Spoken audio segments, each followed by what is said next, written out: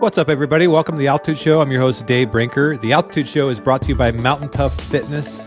Mountain Tough Fitness app and company is the best thing that I've done for my physical and mental well-being in a long time. I've been using it for about a year, and I use it several times a week, and it's super simple. I mostly work out at my home gym. I have a gym membership too that I'll go to sometimes, but most days I don't have enough time. So I have, 45 minutes in my home gym. I pull up the app. They have their minimal gear daily workouts for me. I need very few things. I knock that thing out. It kicks my butt and I'm off to the races. It's awesome. But they also have programs for every different level of athlete, all the way to the most elite and the beginner. So you need to go check out Mountain Tough. That's MTN Tough. That's in your app store. Get the Mountain Tough app. Use my code DAVE20 for 20% off. This is a limited time offer. 20% off using code DAVE20. Go check it out now, guys. You won't regret it. Hey, folks, Trail and I are talking about juggling personal commitments with kids, like dentist appointments and doctor's appointments and stuff like that, as quasi stay-at-home dads, because we work from home. And it just seems like there's a lot. I'm not saying to all you dentists and doctors out there and orthodontists that it's a great service. We need them. Keeps us healthier. But I'm just saying, do we have to do it this frequently? Because when you have 3 kids, all of a sudden it's like every week. Like, how are you supposed to work? And then like today, you guys, I didn't have record on yet, Trail, but today I went in there and they're like, she had a little pain in a tooth or something. And they like looked at it and they're like, yeah, I don't know what to do. There's not much we can do, but we'll take a look at it. Yeah, there's not much we can do. We were there for like 7 minutes. And I'm like, dude, I just took her out of school. This is 2 hours of my time too. Yep. Right? And there's nothing you can do. And you're going to charge me still? Yeah. Yeah. So they charged me $190 for them to tell me there's nothing that they can do. Now, if I could figure out a business model where I could just tell people there's no way I can help them for $190 for every 5 minutes, I'd be a multi-millionaire by now. Would you feel good about it though? Yeah, exactly.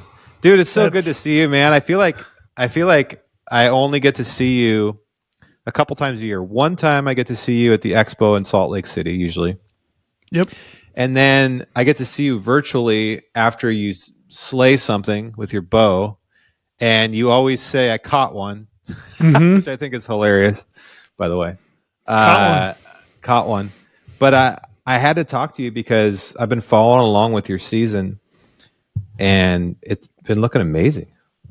Yeah, it's been good. It's been a lot of fun. It's been, I don't know, in a lot of ways you have seasons, I think sometimes that are just like a real struggle, like a real grind. And it feels like you put in all the time and the effort and it comes down to the 11th hour and, it may or may not come together. And then sometimes it feels like there's seasons where you may not feel as prepped, but then maybe experience kind of comes into play and it just works out easier than you thought it would. And that's kind of what it feels like to me this year. It feels like, I don't know, maybe I was actually thinking about this the other day. I was driving somewhere and I was thinking about it and I thought, maybe I've hit that age in my life and just I don't know if you call it a career in hunting, but maybe I've just put enough experience under my belt at this point that it's kind of coming together for me more easily than it has in previous years.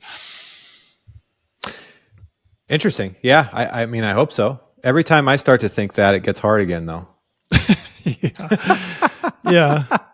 Not that it's ever easy, but it just seems like it's one of these things, like any creative endeavor or anything that's really hard, that there's like not really a there. Like there's no way to know. It's like I have reached my there. We probably, you and I are you in your 40s? You're mid 40s, low 40s. I just turned 44 a few weeks ago. Yeah, so we're about the same age.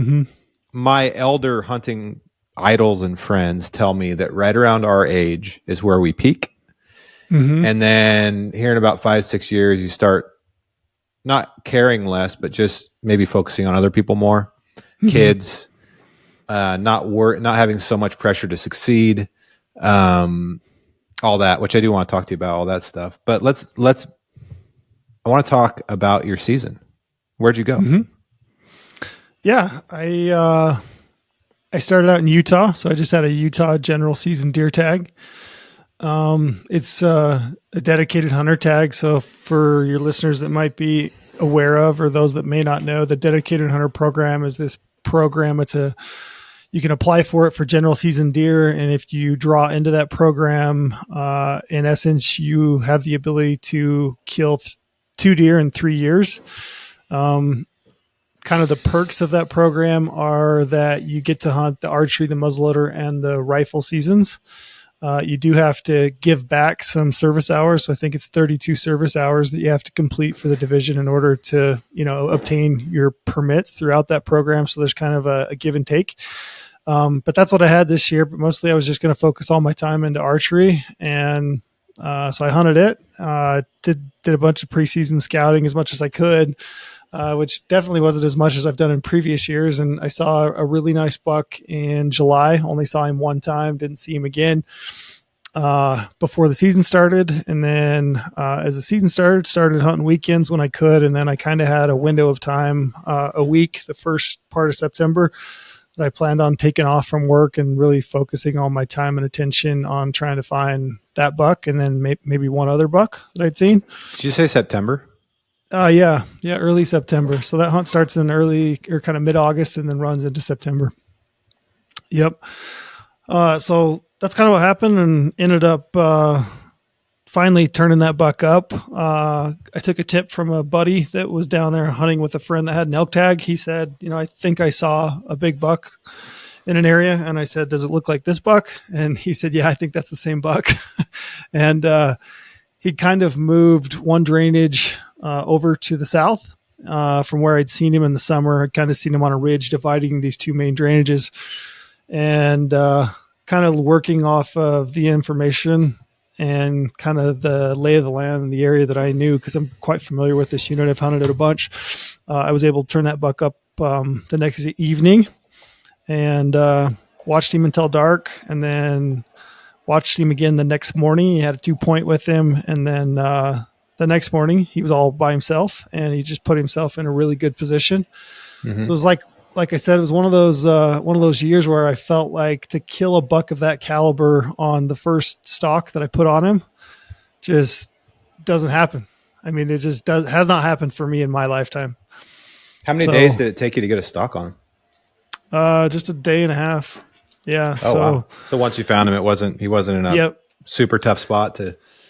He was in a tough spot, but he just happened to put himself in a really good position. He, for one, he was alone that day. And then 2, he fed kind of up underneath some ledges and some cliffs. And I watched him until, probably 10 o'clock, 10:30, I guess, in the morning, thinking, what I know of mule deer, it seems like they'll bed and then they'll get up again mid-morning and they'll feed for a minute, and then they will often rebed. And once they rebed, they're going to be bedded for kind of those middle block of afternoon hours. Yep. So maybe from, 11 noon to like 3 or 4, right, before they get up to feed in the evening. And I was hunting on my own, so I knew I needed like a pretty considerable block of time where I felt like he was not going to move to make, the stalk on myself, because I was going to lose sight of him for probably an hour and a half, 2 hours at least. And that's what he did. I mean, he got up and fed again, and there I am. You're talking about this velvet buck, right? Yeah, that velvet buck. Yeah, with the cheaters. Wow, dude, what an incredible buck. Yeah. Wow. He was in velvet. He was in velvet. He stayed. That was right around the last few days. He should have been in velvet. I don't know. I guess I don't know Utah, but in Oregon, after the first week of September, they're mostly all rubbed off. Yeah, he should have been rubbed off. I was seeing some other bucks that were, even smaller bucks. Then I was seeing a few that were still in velvet. So I was actually pretty pleasantly surprised to see he was in still full velvet. But yeah, he fed from where he was bedded. He fed for about 45 minutes right along the edge of these cliffs. And then he ended up working actually even further up into the ledges, kind of between 2 different cliffs that kind of came together. And, knowing kind of the lay of the land and the topography, I knew that I would have the ability to come up behind him on those ledges. I just didn't know if I was going to have a chance to actually like work down through those ledges and get on top of him. and had a little bit of a stroke of luck in that he bedded underneath this giant dead Doug fir. And it was a great reference point the entire way. Like as I was coming up and around the backside of the peak, popped up over on top of the ledges, like I could see the top of that big dead Doug fir, and I could use that as a reference. And like it just worked out where I was able to work my way down through these ledges. And there were a couple times when I thought, I probably shouldn't be doing this on my own. It was a little bit sketch. But when you've got a buck like that and you know exactly where he's laying and you think I can probably, push my limits a little bit. But I basically worked down above him. I got onto a ledge. It was maybe 3 or 4 feet wide. That was essentially just right above him. And I could see the top of that big dead tree. And I leaned out over the top. I looked down and I could see him. He's just bedded right there underneath me. I ranged him. I believe he was like 39 yards without the cut. And then with the cut, he was like 26 yards. So it's pretty steep downhill shot. And if I leaned back against the ledge, I could still see his right side of his antlers, but I couldn't see his whole body, which was nice because I thought, I'm going to be able to see if he stands up. And I just waited him out. I probably could have shot him in his bed, but I just didn't like the margin of error from his spine given the angle. So I thought, if he stands up, I'll get an extra 4 or 5 inches at least that I can thread an arrow down through his chest cavity. So I just kind of waited and he stood up at maybe 35, 40 minutes and he turned the other way in his bed. And then you've seen mule deer, how they like reach back, Dave, and like scratch themselves with their off antler. Mm-hmm. That's basically what he did. And I thought, man, that's a perfect opportunity to draw my bow. And so I drew my bow and just leaned way out. And I remember watching my bubble in my sight as I leaned way, down, mm-hmm. down. And you're just like losing that angle. And I'm just watching my bubble and, got my bubble level and settled it on him and just executed a shot. And it went pretty good. And he, it went right through him. He immediately just like blew out of his bed and, just took off down the hill. There's just these giant bounds, and like I'm just watching this deer go down the hill and felt good about it. And he kind of worked around the end of the ledges and I didn't see him anymore. And I felt good about the shot, but I had to backtrack my way up through the ledges and then go all the way around the top of the peak and then work my way underneath the ledges up to where he was bedded. And, I found my arrow sticking in the dirt and it looked good. Everything looked good. Blood was good. And he only went about, 80 to 100 yards, I would say. He just died on this big south-facing slope. But,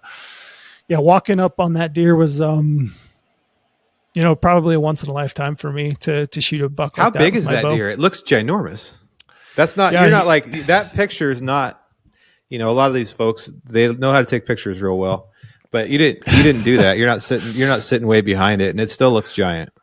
Yeah, that's me taking a photo with my iPhone off my backpack with a timer. Yeah, done that. And, yeah. And I probably took, I would say an hour and a half of worth of pictures to even try to get that one. It was hard, super steep slope. But yeah, he's 205, just shy of 206. So he's like 205. Oh, wow. And some change. So he's a big deer. He's super heavy. For people that are into score, he's only got like 21 and a half inch main beam. So he's got pretty short main beams actually, but he's got over 50 inches of mass. He's just really heavy. Wow. That's incredible. Is that your biggest buck? I've got another buck that's 205, but this buck is a smidge bigger. Yeah, definitely my biggest buck with a bow by a lot. Wow. Yeah, man. I always wonder in moments like that, like how many times in a life can you walk up on something like that, right? Hopefully several, or maybe in some cases many if you're really one of those people. But for most of us, that might be a once in a lifetime opportunity, and that's a crazy feeling when you're walking up on something like that.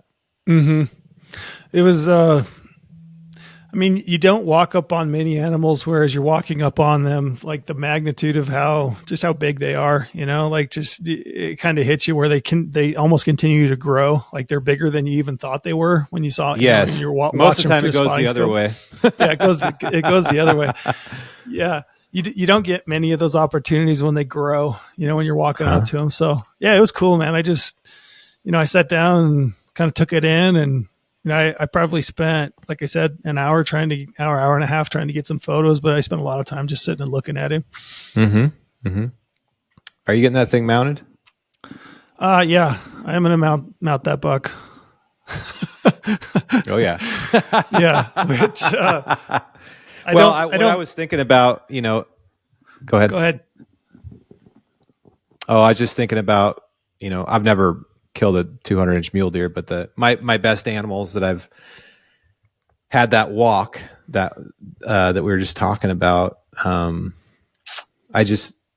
It's not as much about like the animal, although they do get bigger. You're like, whoa, this is getting bigger. That's amazing. And you're like overwhelmed by that. But it's also like you spend your whole life working on something and you finally pull it off. Like, I think as hunters, we like to have like a selective memory of how many times and how many years and days and seconds and minutes that we've failed at this. And, but if you like add up all the hours in your life trail, being 44 and, you're a great hunter, it's taken a lot of years to get there. Like the magnitude of that to me is what like gets me. It's like when I walked up on my stone sheep, really the only thing I was thinking about other than how cool it was to be in that country was how much my grandpa, who moved out west to learn how to hunt Western big game, and my dad, who spent his whole life teaching me and learning, like I was basically the beneficiary of all these skills and traits and culture. And I obviously put a lot of work in over my, years of hunting as well. But like it's the culmination of all that. It's like, holy mackerel, dude, I get to do this. And I've earned this, Yeah. I don't know. That's kind of what I think about. Yeah, no, I agree. I just think of all the big deer that I've hunted that I have not been able to, catch up to. I've put so much time and so much effort into a lot of deer that, just ghosted me and, probably continued to roam the landscape. And yeah, it's the magnitude of, and even the tag. I mean, it's a general season deer tag in Utah, and a unit that I love, that I grew up close to. I can think of a lot of hunts that I've done with my dad, my brothers, as a kid on that same unit. The same type of country that I've hunted all my life, and just, everything culminated eventually into what is, in my opinion, it'll probably be the best buck that I'll ever kill with a bow. And I've said that to other people, and they're like, oh, don't say never, and I'm like, I'm going to try to find the best buck I can every year, because that's what I like. I like hunting that type of animal if I can find it and do it. But I mean, it's a special animal. So yeah, and mule deer, that's the whole other thing is like mule deer is like, as we all know, like killing a big mule deer with any weapon in an over-the-counter unit, or even not in an over-the-counter unit. I mean, people pay a lot of money to buy those governor tags and still don't kill a 205-inch mule deer, right? So the odds are absolutely against that accomplishment. I love seeing people like you pull it off, because you've earned it, man. And that way too, like you didn't have to draw a premium tag. You didn't have to this or that. It's like you pulled it off in like your home unit on an over-the-counter tag on a buck that you found by yourself. Yeah, you got good intel from a buddy, but you weren't too far off. I love it, man. What an incredible way to start your season. Yeah, it was fun, man. I really couldn't believe it happened. It's like I said, I really just sat there for so long just thinking, I can't believe that just happened. I mean, wow. It's a really unbelievable feeling. And I don't mount many animals. I've got a total of three deer I've mounted. And this one I was just like, I got to mount it. I want to look at it on my wall. Yeah. I don't blame you. I don't blame you. Yeah. You know it. You know when you need to mount something. Like, it's just, there's no choice. Like my buddy, one of my best friends, had an amazing year this year, and he doesn't like spending money on stuff like that. But he shot a mountain lion with his bow just while he was hunting elk, which is pretty cool. And he's like, God dang it, I got to get this thing mounted. Or at first he's like, I'm just going to get a rug. And then he got the taxidermist, and they're like, dude, if you're going to do a rug, just spend another X amount and just get the dang thing mounted. You're never going to shoot another one with your bow. Okay, fine. So then he shoots this giant blacktail that we've been hunting for the last couple months, and he's like, God damn it, I got to mount the fucking blacktail now. But there was no choice. You have to. You may not get another one like that. So So what happened after that? You went to where? I went to Colorado just on an over-the-counter elk tag, and I should say that both of these hunts, this is like, I haven't been on an elk hunt in, I want to say it's been probably 6 or 7 years, I guess, where I haven't had a camera guy. Like, we haven't done a goHUNT original film on it. Mm-hmm. And I should say that I was really excited about that. And I know that's it might sound weird to say, but like, for me, having a camera guy with me, it's great, because I love those goHUNT originals, and I like the ability to go back and watch those and share them with like family and friends. But over the last probably 6 years, like, I've really missed just like the purity of being out on an archery elk hunt on my own, or with a close friend. So like, I was really excited, even though it was just an over-the-counter elk tag in Colorado. But I met up with Chris Neville. So Chris. Oh, no way, big elk guy. Yeah, big elk guy. Yeah, so I met up with Chris and his brother. All the time. Yeah, big. I guess that's his catchphrase, right? So I had to come up with my own, which is probably where Caught One came from. But I love that. Yeah. But yeah, I met up with Chris and his brother. We hunted a unit that we'd hunted a few years ago, and it was kind of hit or miss. We got into a few bulls, but it was just not nearly the number of elk, and there was definitely more pressure than when we'd hunted a few years ago. So we decided to bounce units after the second day. Went to a new unit, backpacked in, and just the further we got into the unit, the more elk we were seeing. And I think it's probably the second or third day we were in there together. There was a nice 6-point bull with some cows and calves.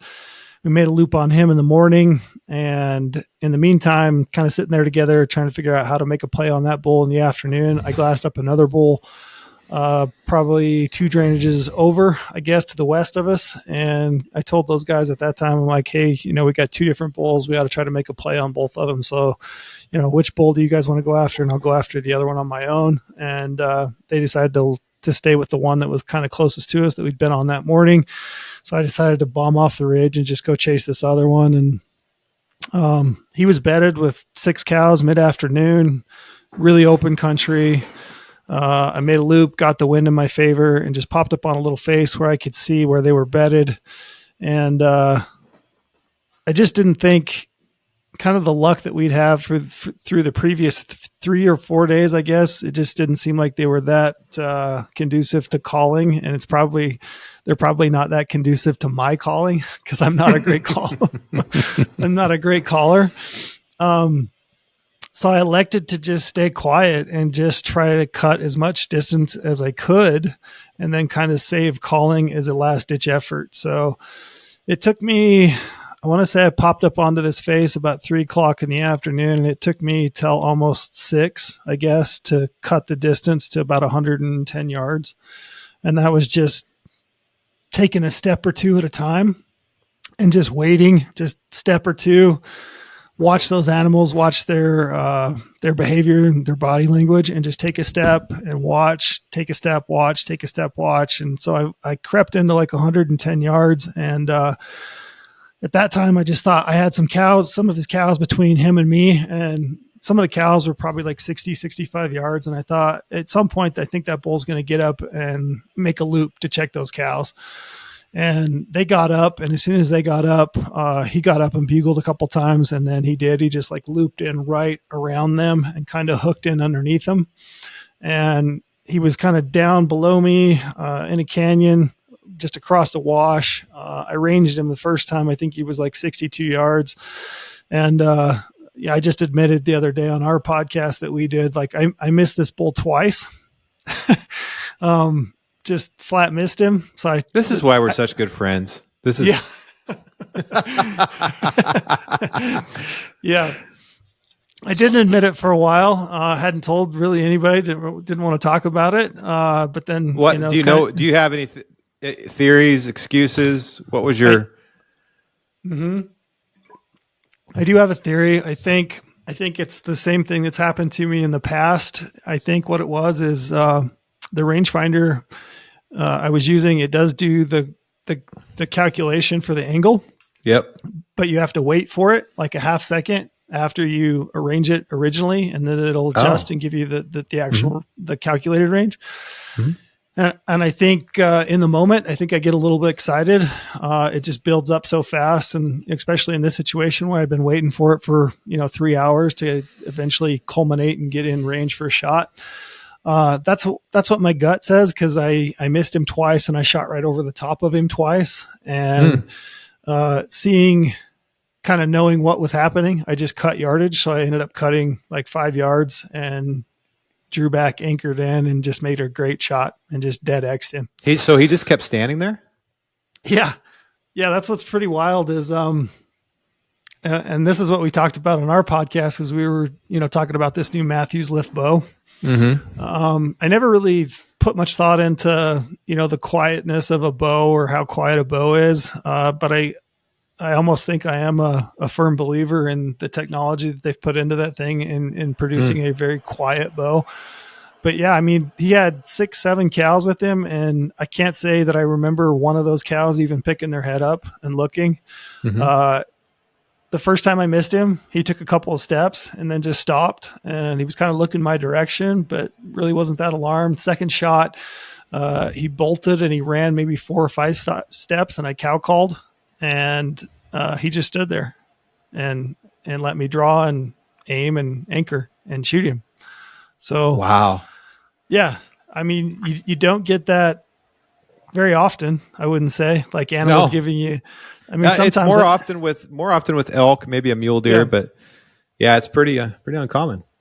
Sometimes I think they'll give you 1, but not 2. So I was really surprised. But yeah, the third shot just absolutely dead X'd him right behind the shoulder. He went maybe 80 yards, and that was an interesting one because I actually got to watch him, and I've watched a number of animals fall from an arrow, but that one was interesting because it was so open. I really got to watch the entire process, and it was kind of wild to watch that whole thing. I mean, I explain it like you've ever seen like those the quarter horses, like when those trained quarter horses, when guys cut them like in a circle, and they're like going around in a circle with quarter horses, If you watch Yellowstone, probably like the first part of Yellowstone, you'll probably see him doing it. But that's what he did. He like hung his head low, and he was just cutting like around in circles. And then he stopped, kind of head low, and then he just tipped over and fell kind of downhill and died right there. But I got to watch the whole thing. But okay, yeah, I know what you're talking about. I've seen them kind of do that before, with their ears back, and they're kind of going inside. Yep. Yeah, it'd be interesting to know what that is. Yeah, I've never seen it, but I saw it. I saw it on that animal. It was kind of wild. How far in roughly were you, and how long did it take to get him out of there? So I think as the crow flies, I was almost 9 miles. So I was pushing 9 miles. The last 2 miles of it being quite a bit of elevation gain. The first 7 going out was some elevation gain, but it was much more gradual, and it was on, single track, like horse trail. Mm-hmm. But it took me the better part of 3 days to get him out. Did the Nevilles help you? The Nevilles came over that evening. I got a hold of them on my inReach and said, "Hey, I shot this bull. I killed it. Would you come over and help me take some pictures?" Which they did. They came over and helped me take pictures. And then those guys were nice enough to bone that animal out while I pulled quarters off. And then there were 6 or 7 other bulls just like up the canyon from me that were still bugling. And in my heart of hearts, I just couldn't let those guys help me pack an elk out when I know that I can do it on my own. It might take me longer, but I know that those guys had invested dollars and time to go in and elk hunt themselves. And I just thought, you guys need to go hunt elk and, get another one on the ground. When you get it on the ground, then we'll all, just develop a pack train. We'll get these things out of here. And until you guys kill, I'm just going to keep packing meat. It was plenty cold at night, and I was able to pull that meat down into the bottom of the canyon and kind of build a platform over a creek on a north-facing slope, kind of in the shade of some big pines. So I figured the meat was going to be fine. It was freezing at night, and so that's what I did, and I just kept packing meat I got it all out. But it did. It took me the better part of 3 days. So were you staying down at your truck in between trips, or were you okay? Yep. I go out. So the first load I went out with like my camp and both back straps, both tenderloins, loose meat, neck meat, and then stayed that night at the truck and then bombed back in the next day and grabbed a second bag, which had a boned out hind quarter, boned out front quarter, and then bombed out with it and then stayed the night. Then the next day back in again for that third load. And then, the rack and boned out quarters. It was that's a lot of work. Woo-hoo. Yeah. How tired were you when you were done? I was tired and hungry, man. I hit Culver's in the local Culver's, and then I think I hit a Taco Bell, and then I think I hit a KFC. All those within the space of about a 5-hour drive home. And what if the Nevilles would have killed 2 bulls and you'd had to do that again? I tell you what, that third load out, I was like, man, I hope those guys kill one, but man, I hope they don't kill. I know, because I've said stuff like that before. You guys get one, you let me know. I'll be right back in here. And then when you finally get yours out, you're like, I did not want to go back in there. Yeah. Yeah, pretty torched, man. It was a lot of work, but I love that feeling. Like you get out with that last load and you've got the whole animal out, and it's just the best sense of accomplishment and feeling, And I always think like this is going to be, 3 days out of a year, and I'm going to spend, 300 probably sitting behind my desk, and what I would give to be out, with an 80-pound pack on my back packing elk, right? Mm-hmm. So that's a good way to look at it. That's what I'm thinking when I'm packing. No, that's a really good. That's a good way to look at it, and it's one of those things where The Altitude Show is brought to you by goHUNT.com. GoHUNT is the hunting company. Anything that you need for hunting out west, you can find at goHUNT.com, whether that be their world-class gear shop. They have all the best brands vetted by their amazing hunters that work at GoHUNT. Trust me, it's the best brands. I do almost all of my hunting shopping on goHUNT.com. But also just their research tools. Like the whole year, you should be doing research, whether that be studying their maps or reading articles from the likes of Brady Miller or Trail Kreitzer, or looking up your drawing odds in various states and when to put in. There's so much information, and it's a great resource. Go to gohunt.com, use my code ALTITUDE, and you'll get 20% off on just about everything I just mentioned. But you should become an insider. When you become an insider, you can get access to all of these things. So go to gohunt.com, use my code ALTITUDE for 20% off. Where you miss it when it's gone, but in the middle of it, you're like, I just can't wait to get to the truck and pop open a cold beer and eat a hamburger. Yeah. I've tried to try to help a little bit with that. I've been trying on hard packs to like go a little slower and take more breaks and just try to enjoy it a little bit more, because it is something we look forward to. Like you wait for this moment all year. And I found myself just kind of rushing. We got to get this thing out now. We got to, let's hurry. And it's like, we're here. Especially if you kill it at the beginning or in the middle of the trip. You got extra days scheduled already. As long as the meat's not going to spoil or whatever, just take your time. And this is how you also avoid cutting yourself and breaking legs. And even simple packouts. Like the other day, I shot a little blacktail buck with my bow. And it's like a quarter mile from my truck. And I'm like, I could get this thing out by myself, but it'd be fun if a buddy was here. We could bullshit and drag it. I didn't want to cut it up back there because I didn't want to leave a carcass in that area. And anyways, I called my dad's best friend who's retired, who's been a mentor my whole life.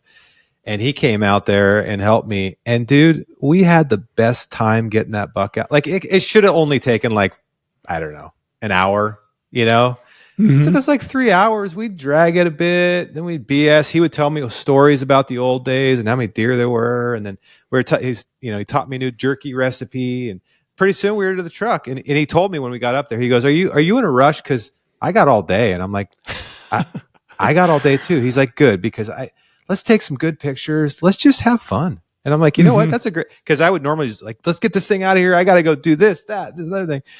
But those hard packouts, I think there is a little wisdom in just and maybe stopping every once in a while, smell the roses, take the pack off, get a drink of water, eat some food, maybe start a fire. I don't know. What do you think about that? Absolutely. Yeah. I mean, I looked at the distance and knowing the weight that I was going to have to move across, these 9 miles. And I pretty quickly realized like, it doesn't matter how fast I go, I'm still not going to have enough time in a day to make 2 loads. So there's like no need for me to like push it and kill myself. Like it's legit going to take me a day to make a trip in and out. Right. And that's just going to be the case. And that's whether I go really fast, and I get back to the truck with a few hours of daylight left, or, I get back to pretty much right as the sun is setting and, I get a chance to, climb in the sleeping bag, cook a good meal. So to me, I was just like, this is the time it's going to take.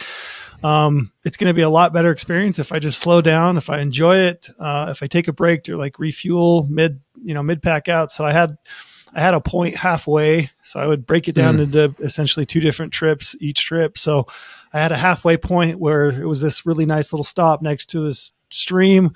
I'd take my pack off, I'd refuel, I'd eat lunch, I'd lay down, take a little nap, just kind of take it in. Yeah. Just like look at the country. I took some pictures, went for a little walk, did some stretching, just kind of, recollected myself, and then threw the pack on and for the last, like the hardest, bit of the miles. But yeah, I think, I don't know if it's this way for most people, but I would suspect that a lot of people, the first thing they do after they kill an animal, they want to take some photos, and then it feels like this like urgency. Yeah. It's like, I know I have so much work to do. Like this thing I have to do, it's so much work. I have to get started. I've got to get this thing out. And I think there is like this built-in like urgency, but certainly you got to do it justice to get it out in time so it doesn't spoil. And I get that, but I think you got a lot more time than you think in most cases. Yeah. And I think in order to just enjoy the experience for a whole and what it is, just, slow down, take your time, don't get injured. That's one thing I would say the older I've gotten is like, take an extra trip if you got to help save your back and your knees. Like, there's no need to pack out 120 pounds, just for the sake of getting back a half day early, Absolutely, dude. My dad told me that a long time ago, and I didn't listen to him for a long time, but he killed his back and his knees in his 30s and 40s doing that. And, one tripping elk and stuff like that. And even still today, I'm kind of an idiot. The bull I shot in Montana, we did one trip. It was mostly because me and a buddy did one trip. So, you got it's a lot of weight. I don't know what it was, 120 pounds each or something, 130 pounds each. And, but it was downhill a mile. So we're like, we can do this. We don't want to come back up here. Like, sure, we'll just stop, take it off, take a break. We had all day essentially. And we got down at dark and it was fine. But for the most part, I think it's just worth just fricking taking another trip, man. Come in the next day, hang it up on a meat pole, do what you did, that platform thing over a creek. That'd be cool. That's a great way to do it. And just come back the next day. Yeah. And I would also tell people, I think you need like a time to just like decompress after you kill an animal. Get up and like your adrenaline is still pumping and you're excited, and then you're starting to like take inventory of what it is that you need to do. But I would say, take an hour to just like decompress, just like think the situation through, kind of break down the process of what it is that you have to do to get that animal out, break it down into smaller steps and like really work it through, and, eat something before you start breaking an animal down, get something in your stomach, drink something, hydrate, and really take like some time to decompress and just put it all into perspective before you just dive in head first. A couple things I've been doing is one is filming the whole recovery and like telling the story literally to myself. So I have it on my phone and I can watch it again, and like, cause our memories aren't that great. Like, so like I tell the story, video it, whatever. And then one thing I started doing was when I'm like this in Montana, I was by myself taking care of this elk, and I turned on a podcast. I turned on music. I drank a ton of water, because I had a bunch of extra food that I wasn't going to use anymore. Ate a bunch of food, and I found actually at the end of the 2 or 3 hours of like taking care of this elk, I was actually not as tired as I usually was because I actually just kind of breathed, got myself like in a kind of a normal state. I had a podcast playing. I felt like I was kind of in civilization again in a way. Like I just kind of brought myself into like calm myself down, really took my time, kept the meat clean. That felt like one of my more mature breakdowns of an animal as opposed to the urgency you're talking about. It's like, hurry up, take pictures. We got to get this thing out of here and go. It's like, why? Yep. What are we talking about? Yeah, I agree. I think I got a buddy that I've hunted with a little bit, but he's really particular about skinning an animal out, and like to the point where you get back on those hindquarters and you're skinning and you make like a little bit of a sliver into the meat. He would look at me and be like, "What are you raised in a barn?" He's like, "What are you doing?" He's like, slow down. Slow down. He's like, let's keep this thing just pristine. And I think since I've started doing that, it just overall, it's just a much better experience. It just I don't feel as rushed. I feel like I get a better product with my meat, and I feel like I enjoy it a whole lot more if I just kind of decompress, realize that it's a process. It's going to take me some time, and there's really no rush. It always feels like, even people that I've been with and they kill an animal, that always feels like there's this rush, and I don't know what that is, but it isn't. Just chill out. Yeah, it would be interesting to know. What is that? What is that instinct that we have to just... I almost feel like we have this instinct to, once we finally reach something we're after, to like get it over with. Get the wedding over with. Get this processing over. I get the wedding thing, by the way. I'm not a big wedding guy. But get this vacation over with. Get, whatever. Like, we like hitting milestones and then moving on, as opposed to kind of enjoying that milestone. What has changed about you the most in your 40s as compared to your 30s from a hunting perspective? I was thinking about this the other day, actually, and I don't think I've ever felt as confident in my abilities. And I think that's come from experience, but I also think it's just come from age, age and experience. It's like a combination of things. I just feel confident. Like when I go hunting, like I haven't left on a hunt this year where I didn't feel like I was going to get one. I just felt like, it's just a matter of time. Like it's going to work out for me because I've kind of got it figured out. So I would say in my 40s, it's probably just like this culmination of experience and probably some wisdom, and then, not taking it so seriously. I think there's been times when I was younger where the animal meant so much to me. Like that buck that I shot, a 200-inch buck. There was a time in my life where that buck was like everything to me. Like I would, and because of that, I think I was in a really heightened nervous state, both in the stock and then also when I would take a shot. And I don't think that I feel that. I mean, it still means a great deal to me, but I think that the entire experience as a whole means a lot more to me than just the animal itself. And I think I don't feel quite that, that like overwhelming state of like anxiety because I want that animal so bad, like I used to. I just feel like a much more even kill in a situation, and I think I'm a whole lot more confident. Do you feel pressured to succeed though? I mean, I feel pressure to succeed, but I don't feel pressure to succeed from like an external perspective. I don't think. Like, I don't feel like because of the job that I have, like in the industry, I don't really feel that much pressure in that regard. Like I can eat a tag and feel fine about it. And I have.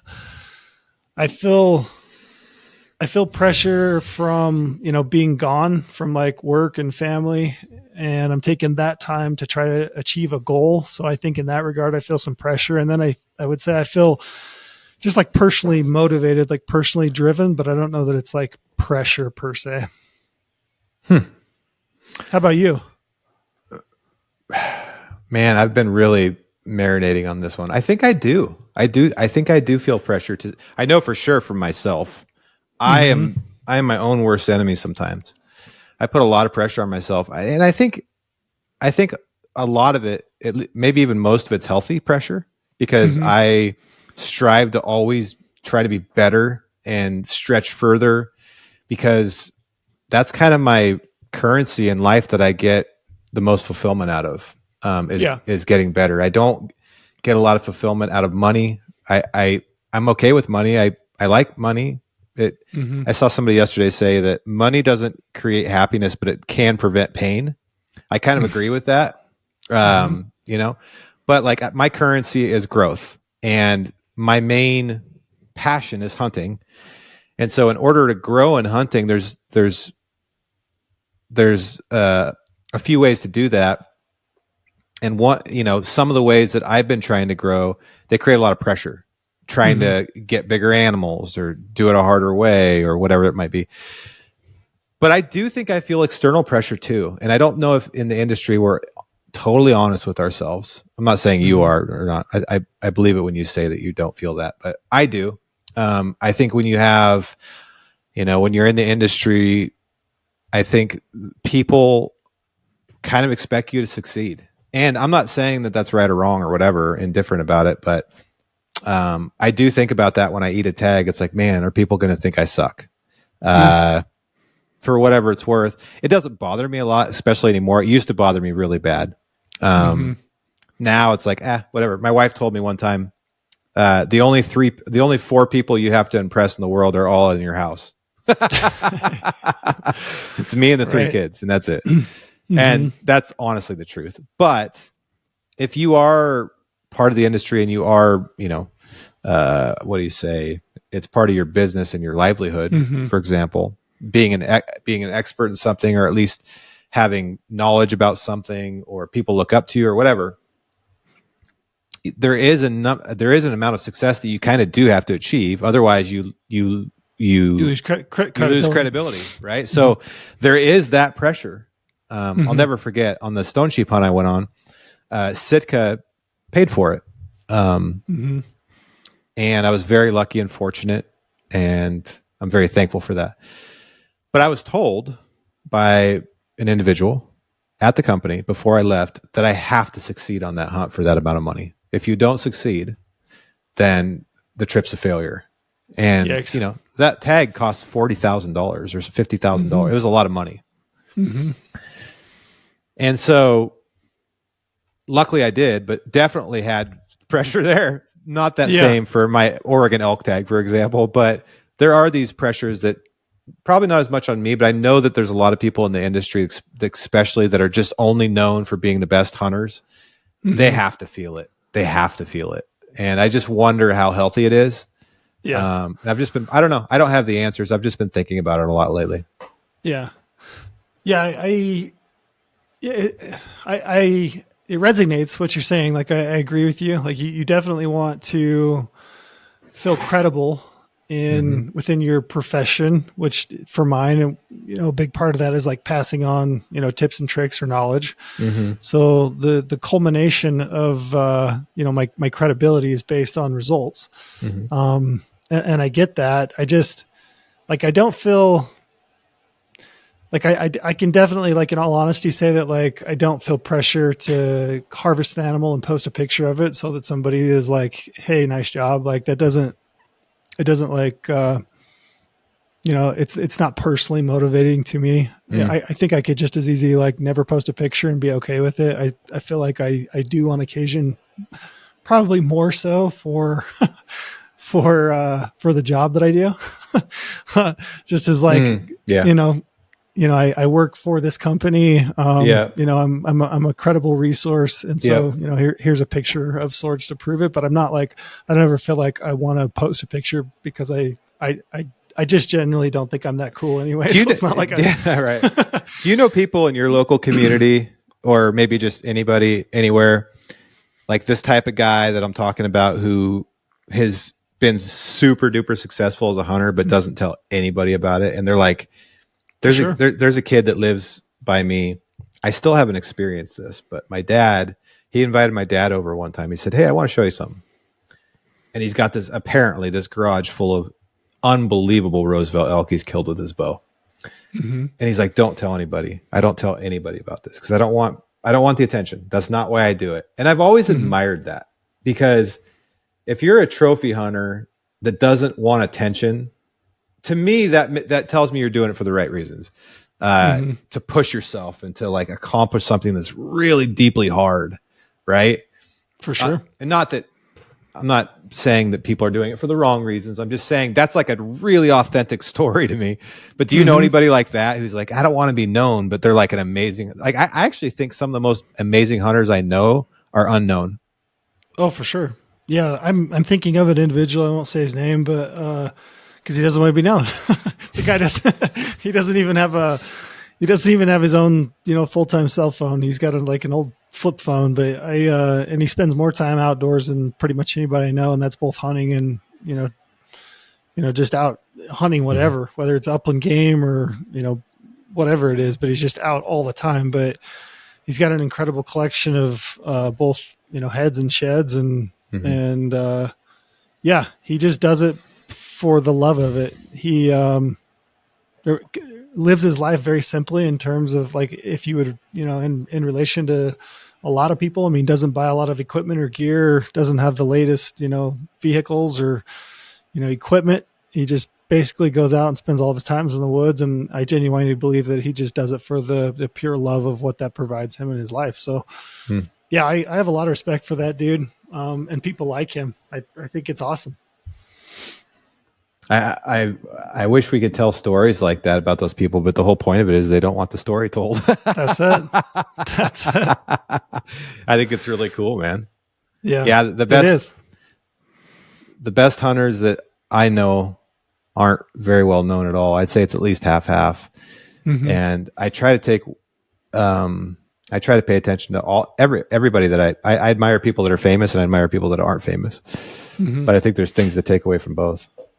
Yeah, I don't begrudge anybody that that does hunt and is super successful, and in part of their motivation is to post that online and possibly get whatever it is that they get from that. I don't begrudge them at all. It's just like, if that's your value and that's what you get your hit from, as long as you're doing it legal, like, I don't care. That's your value. Like to me, I don't personally care. I relate on, I kind of understand it, but I don't, totally relate. It's not really like the full reason of why I think I hunt. Where do you see the biggest problem in the industry right now? Or let's just say in hunting in general. I'm just always curious, because every time I freaking stick my head out into it, I get wind of a couple things and I'm like, oh my God, I can't handle this. This is so stupid. But I'll keep my mouth shut. What do you think? What's going on right now that bothers you? Okay. I'll give you one this is just kind of a personal gripe, I guess I would say. I don't know if it's a gripe, but, I feel like, so like, I'll give you the full backstory. So Utah, right? We've had some management, proposals that came to light they were proposed by Game and Fish for mule deer. And, we took those through the rack process. We did a podcast about it. And then, just recently they went to the wildlife board for approval. And I think I heard through the grapevine that of the regional advisory councils, which there's 5 of them in the state of Utah, when they heard the proposal, I'd heard that in essence, like 4 of 5 had kind of either voted to table it or had voted against it, didn't really love the proposal. They took that proposal to the wildlife board. The wildlife board, it sounds like they've kind of tabled it and pushed it back to maybe a third-party committee. And like when I step back and look at this, I look at it like, why was this proposal? Where did it come from? And I think the proposal came from a bunch of, sportsmen, maybe from some special interest groups or individuals that, had a gripe with how the division was managing the deer herd in the state of Utah. So the division, came up with these proposals like, okay, let's address this. Let's kind of, incorporate some of what they're saying into a plan and let's see what happens. To me, that feels like it feels like special interest groups were in essence a little bit playing politics with wildlife and playing politics with opportunity. What was can you summarize the nuts and bolts of it? Yeah. So it was the proposal. Yeah. Yeah. So essentially what they did is they picked some units in the southern region, the Pine Valley. They were going to make that unit point restriction. So 4-point or better, meaning that you could only harvest a 4-point or better. A couple other units, the Southwest Desert, the Beaver, they were going to shorten season lengths on those units. So a 5-day rifle season, 5-day muzzleloader season, and a 2-week-long archery season that would start in September. The Dutton unit, they were going to make that primitive weapon only, meaning recurve, longbow, primitive muzzleloaders, and then rifles with no scopes. And then the Boulder unit, they were going to incorporate all of those management proposals. So shortened seasons, 4-point or better antler restrictions, and primitive weapons. And they proposed that as a study. So what they were going to do is do that for 4 years and kind of monitor the results. And then, see what happens, and then, potentially use that information going forward for management on, other units across the state, depending on what happens. My biggest issue with the proposal was we kind of already know we've done antler point restrictions. We know what that leads to. What does it lead to? What were the results? Well, it's not really they said it's a population. We want to see what this can do for a population. We know that antler point restrictions don't impact populations. They don't increase populations. It has the potential to increase your buck to doe ratios, because that's a ratio thing. You save bucks, right? You're increasing buck to doe ratios. For a short period of time, all the studies that suggest, for mule deer at least, that over time it actually can return to essentially the same or even decrease the number of bucks per does. It does have the potential to negatively impact your genetics, because you're only killing 4-point or better. So you may have older age class bucks that are not 4 points, never reach 4 points. You're not able to harvest and kill those bucks, whereas you are probably killing your 2-year-old 4-point, which that are entering their prime. Yeah, an exceptional gene animal. It's a 4-point is a 2-year-old. You're going to kill that buck, remove it essentially from the landscape. I could go down a rabbit hole and get into it, but essentially, if you look at all the studies, they all suggest that antler point restrictions are not effective long-term, either for population or for genetics or for putting more bigger bucks on the landscape. Really, they can increase your buck to doe ratios for a few years, but in the long term, it's not a good, viable population, management strategy. So, that the thing that bugs me about point restrictions, Dave, is that you're reducing opportunity, right? So how do you in essence apply a kid for his first hunt, and you draw that tag and you take him out on the Pine Valley and you look it over, maybe see $100 in a hunt, and he doesn't get a chance to harvest a buck that he would be happy with, which is maybe a 2-point, right? So you're reducing opportunity. I would rather see them, if you want to see more bucks, per does on the landscape, I would rather see that addressed as just a tag allocation from the get-go. Reduce the number of permits if that's what you want to see on the landscape. Don't mess around with point restrictions, which have the potential to negatively impact things in the long term. So still give people the argument. What's the argument? The argument for it, I guess you're saying, is they're claiming that the buck to doe ratio goes up, or it gets healthier anyway. Yeah, which you could simply do that by the number of permits you allocate if you wanted to. But the argument for it is that it makes sense, right? Like, common sense. If you think about it, you can't kill anything unless it's got 4 points. So therefore you're still going to issue a decent number of permits, or the same number of permits, but you're going to protect a portion of the populations of bucks. So you're going to have more bucks, you're going to have bigger bucks, over time, and everything's going to be right with the world. But not necessarily the case. There's a lot of studies that suggest that in the long term, it's probably not the best thing. But I haven't had an experience with deer antler restrictions. I don't know if we have anything in Oregon like that or anywhere that I've hunted. Montana, nowhere. But there are some antler restrictions in all of Oregon, specifically around shooting spike elk. Like the Saddle Mountain unit, I believe, in Northwest Oregon is 3-pointer better. There's a couple other units south like that for Roosevelt's. And I don't know what the scientific results. It's been like that forever since I was a kid.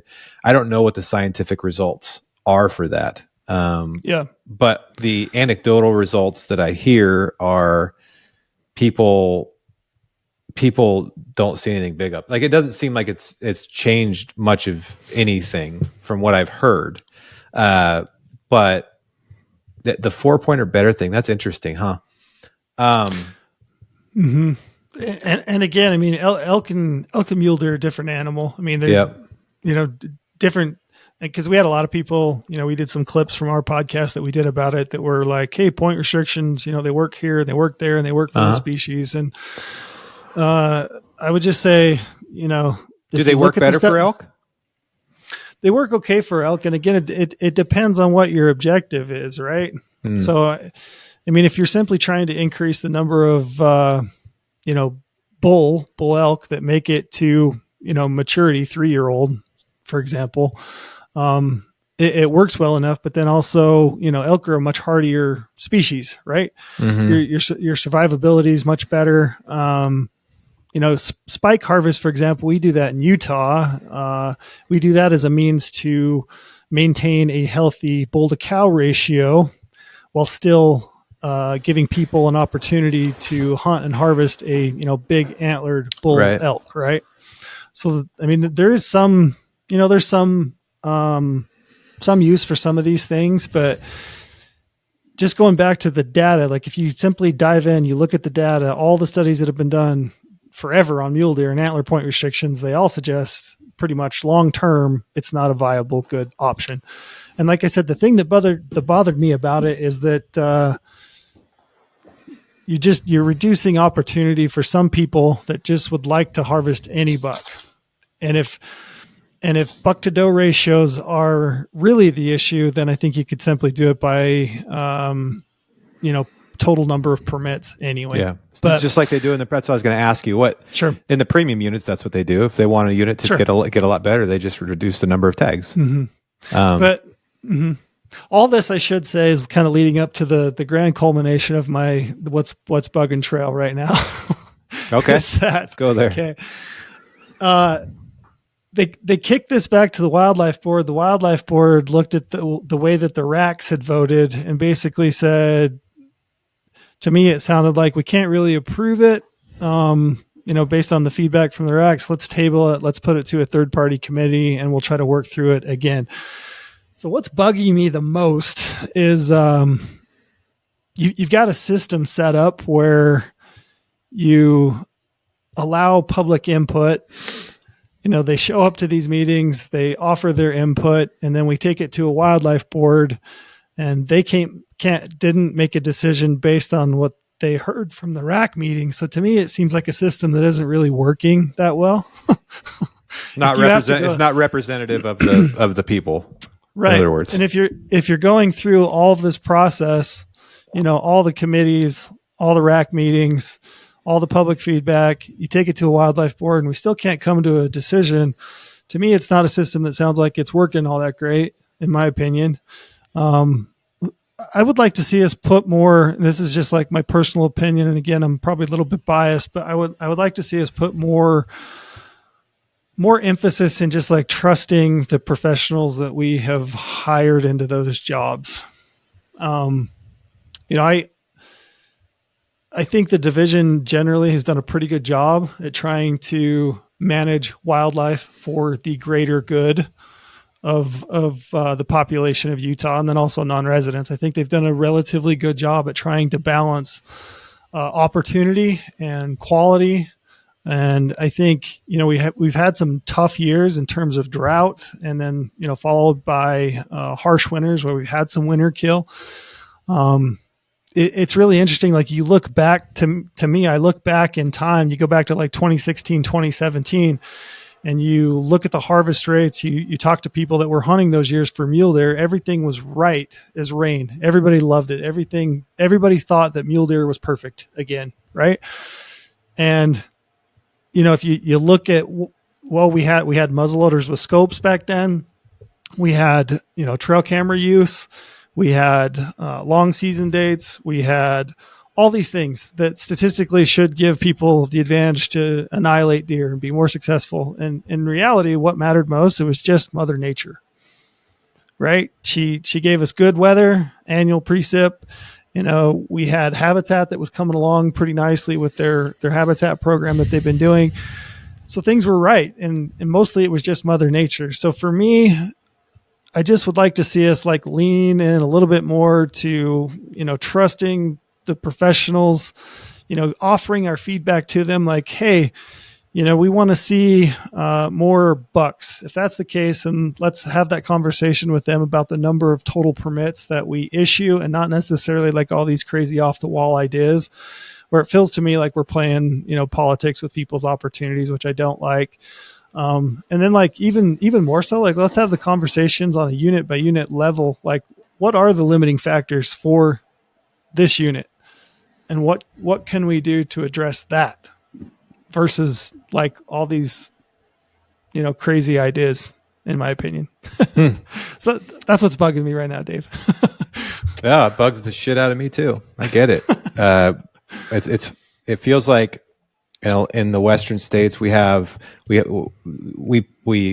a bunch of biologists that are trained in these fields, and then we rarely listen to what they say.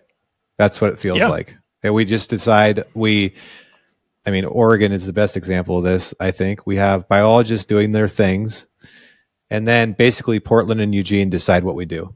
We don't listen to the biologists. We just listen to the politicians and the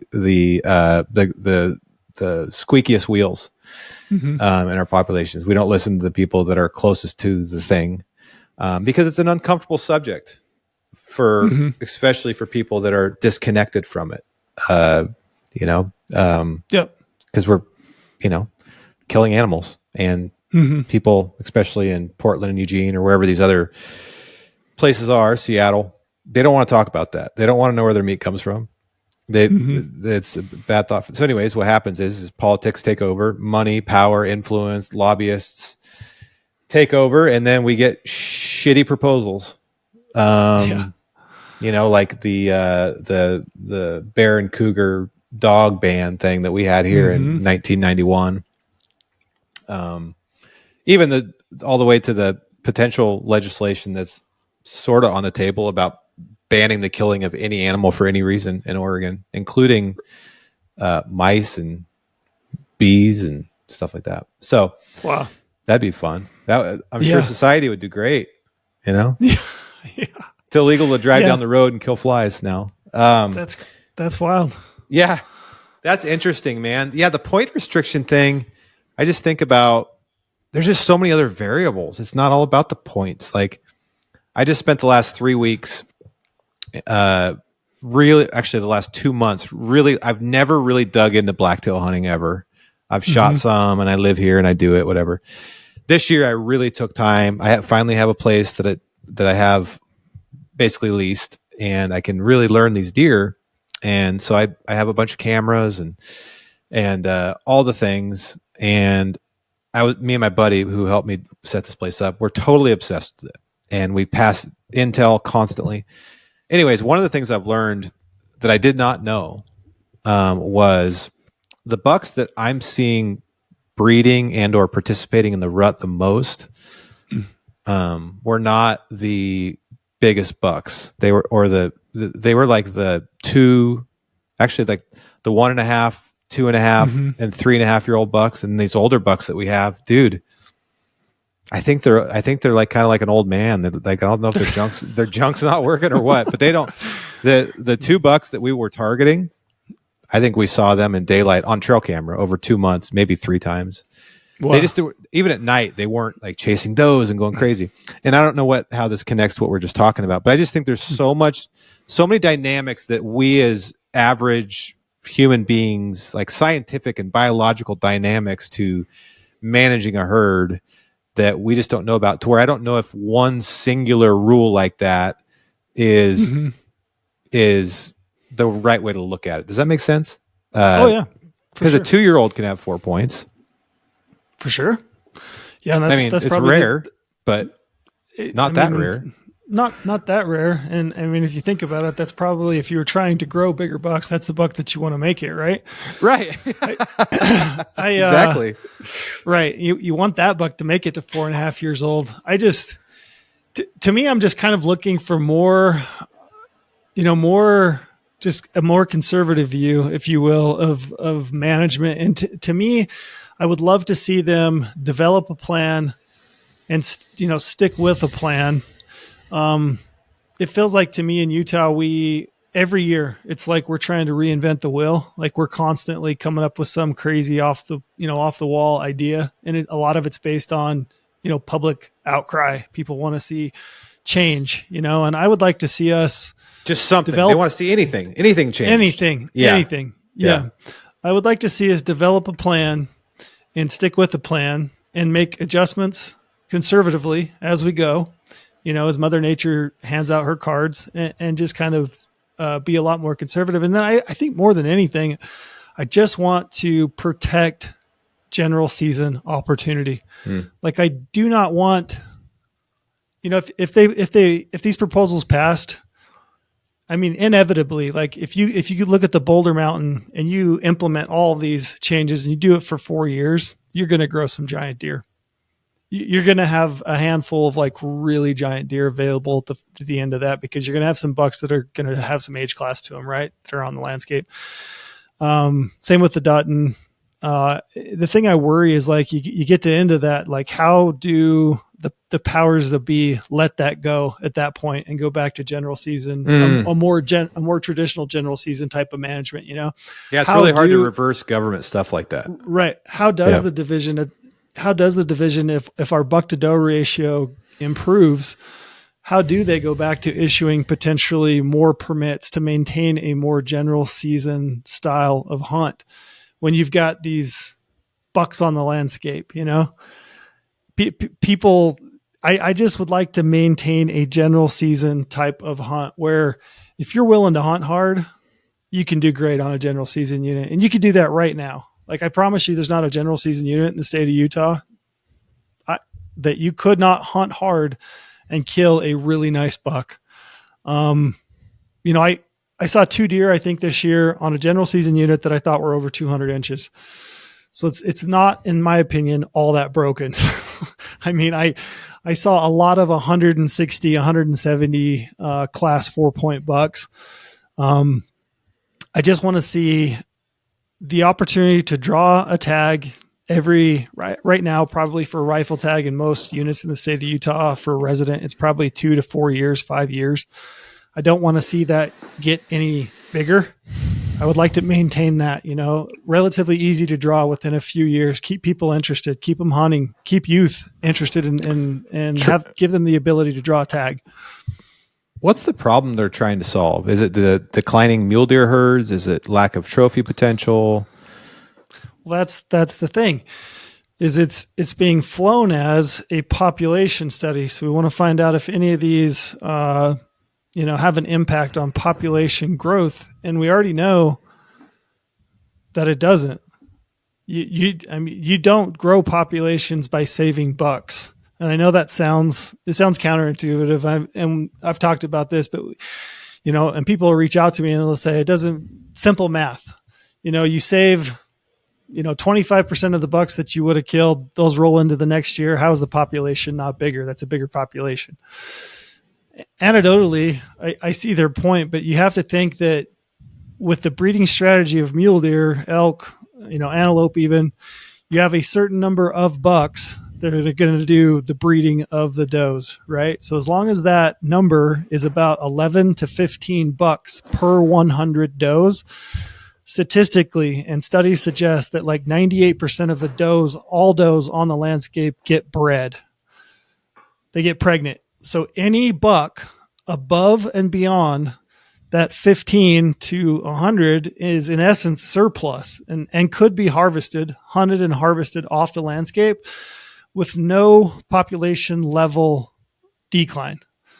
So everybody that says to me, I don't get it, how does that not increase your population? Well, I see what they're saying, that buck rolls over to another year into the population, but in essence, that buck could have been harvested by a hunter. And I think the point of all this is that we like to hunt deer, right?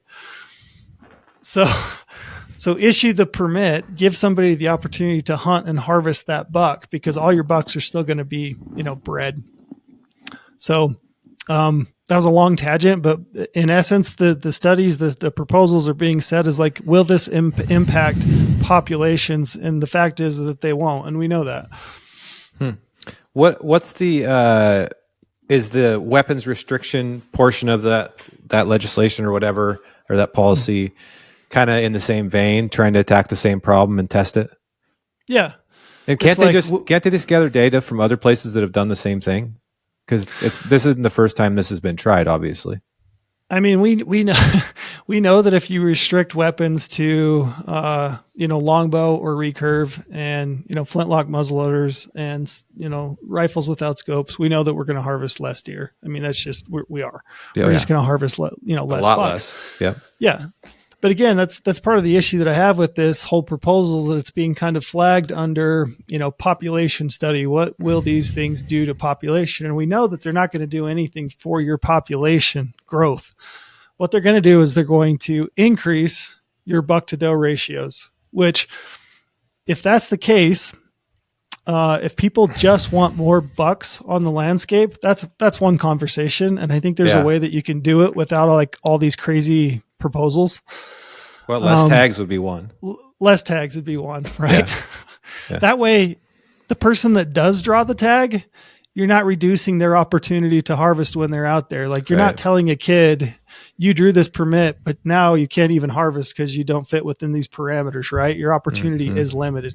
Just reduce the number of permits if that's the overall goal of the objective. But the thing that bugs me is like, if you look, for example, like if you look at the harvest percentage, like last year's harvest percentage, it's as high as it's been in a while. Like we're doing really good at killing bucks. Like, people are getting an opportunity to harvest a buck. If you look at, buck to doe ratios, we are within parameters. Like, if we set a parameter of 18 to 21 bucks per 100 does for a general season unit, those units are hitting those parameters. So like we're within objectives. Like, we have less deer on the landscape. And like I said, that's due, we know why. I mean, it was due to like 3 years of prolonged, really severe drought, followed up by a winter that probably killed some deer, via winter kill, but we're fitting within parameters. So to me, really the only thing that needs to be looked at is, if we want more bucks on the landscape, we kind of want to be conservative, is just maybe like, let's just adjust permit numbers a little bit, and then let's see what Mother Nature gives us. And let's protect opportunity. It seems like it always comes back to like, what problem are you trying to solve? Sometimes I feel like no one's willing to define what we're actually trying to do.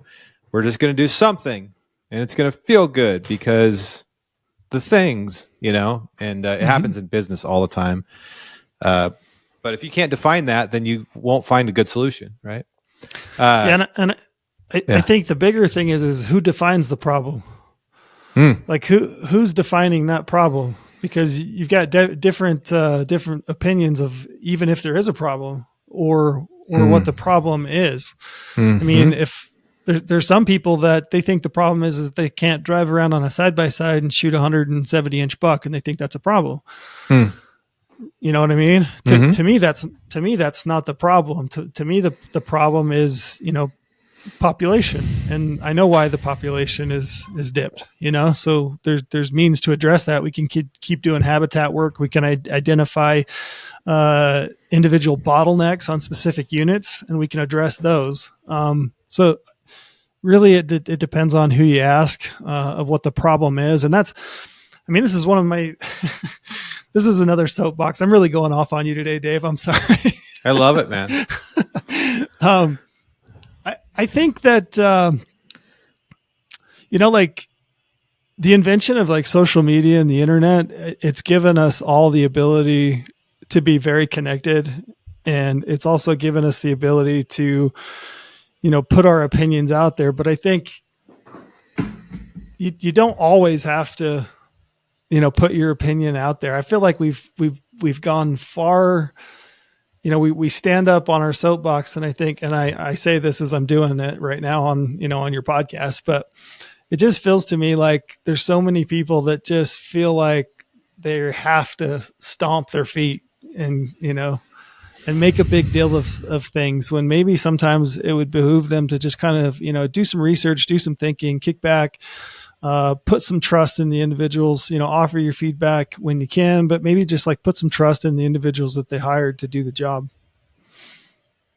I think there's too much public input, in my opinion, is what I guess I'm trying to say. Yeah. And that leads to too much bureaucracy and then also, it's death by committee, right? Yeah, sometimes too much indecision. Sometimes there needs to be a decision maker that's the expert, and then you move on. I mean, that's why there's CEOs and managers and directors in businesses that are successful, because at the end of the day, they're the one that are educated and get paid to make the decisions. Yeah. No, that's good stuff, man. There's an endless amount of things that can be debated in wildlife management, because it is complicated, and every state's a little bit different, and every population and segment of hunters has their own, like you said, problems that they think exist and goals that they have. And it's a complicated web, but I think people like you always speak really, concisely and scientifically. And that's why I ask you these. I don't ask all my guests these types of questions because, I don't think everybody's qualified to answer them, but you seem like a really smart guy, Trail. I got a 1.84 in high school. So I'm just trying to learn. Did? I'm a moron. Yeah, dude. I did get a 3 point something in college, but I pulled it back. There you go. Yeah. Yeah. My kids were just asking me the other day, did you get good grades in high school? And I was like, yeah, but that's just effort. Yeah, no, it's not hard. You just got to do your homework. And I didn't do that. I was always hunting or doing something else. Yeah, dude, I always appreciate having you on my podcast. I'm so stoked that you had such a successful year, and I hope we can do another adventure sometime soon. We need to figure that out. Yeah, I think it'd be good. I would really appreciate that. And I apologize if I went off on that last bit there. You asked me what's been bugging me. Don't apologize. That's what's been bugging me. Don't apologize. I totally understand why it's bugging you. And I'm glad it bugs people like you, because your voice is necessary. You're very educated on this. People listen to the last podcast that Trail and I did to learn more about Trail's background, but he has the background to be really educated on this, and I value your opinion. I don't have all my own opinions on this stuff, because I've been around it my whole life, but I'm just not. I'm not smart enough, Trail. That's not true. I don't believe it. But man, I know we both have hard stops. We got kids stuff, but I appreciate you coming on, and I'm going to miss you at the expo this year. I can't come. Oh man, bummer. Yeah. I'm going to Sheep Show though. So if you ever decide to drive up to Reno, maybe we'll try to make that. I was just looking at my calendar, and it gets so busy. Like you get January, February, March. I always think this, like, what's going on? But I start looking at my calendar, and there's just so much to do. There's so much going on those few months. So I totally get it. Well, when you're a dad too, and there's not a lot of spare moments. Yeah. Yeah. Not many at all. Well, thank you, man. I appreciate you coming on, and let's do this again soon. Yeah. Thanks, Dave. I appreciate it. Cheers, folks.